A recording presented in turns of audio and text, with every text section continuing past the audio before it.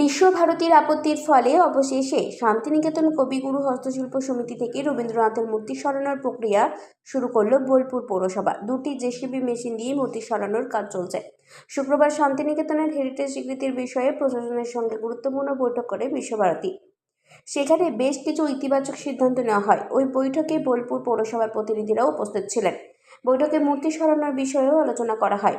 তার পরিপ্রেক্ষিতে এই দিন বিতর্কে ইতি টানতে কবিগুরুর মূর্তি সরিয়ে নিল বোলপুর পৌরসভা। পৌরসভার এই সিদ্ধান্তকে স্বাগত জানিয়েছে বিশ্বভারতী কর্তৃপক্ষ। খুব তাড়াতাড়ি ওই মূর্তি বোলপুর পুর এলাকায় স্থাপন করা হবে বলে জানিয়েছেন বোলপুরের চেয়ারপারসন পর্ণা ঘোষ।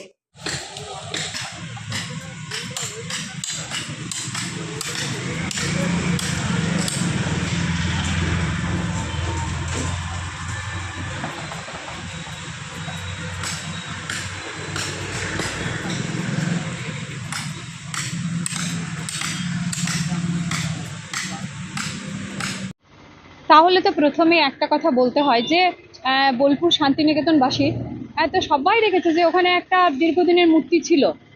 আমাদের বোর্ড যখন থেকে হয়েছে তখন থেকে তো আমি ওখানে 22শে শ্রাবণ 25শে বৈশাখ তো মাল্যদান করে এসেছি। মূর্তি যে ছিল না তা তো নয়।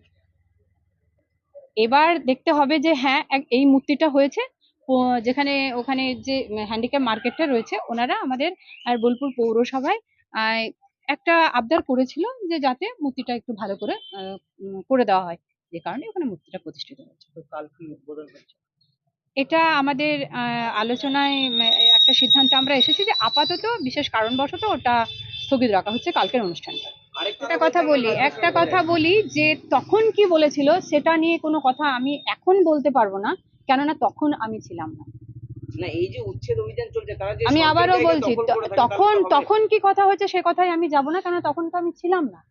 এখন যেটা হচ্ছে যে আমরা দেখেছি, আমি বিশেষ করে 22শে শ্রাবণ 25শে বৈশাখ ওখানে মাল্যদান করে এসেছি। তার মানে এটাই দাঁড়ায় যে ওখানে একটা মূর্তি ছিল, আর বোলপুর শান্তিনিকেতনবাসী হিসাবে আমি সেখানে একটা মাল্যদান করতেই পারি।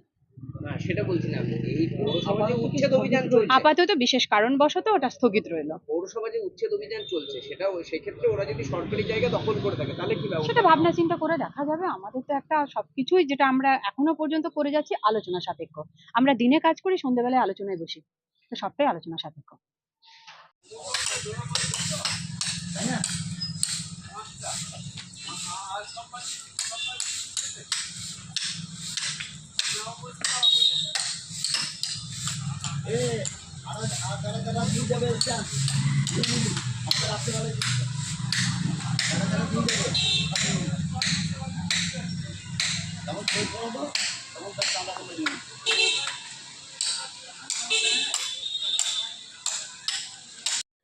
বোলপুর থেকে নিজস্ব প্রতিনিধির রিপোর্ট, 99 নিউজ বাংলা।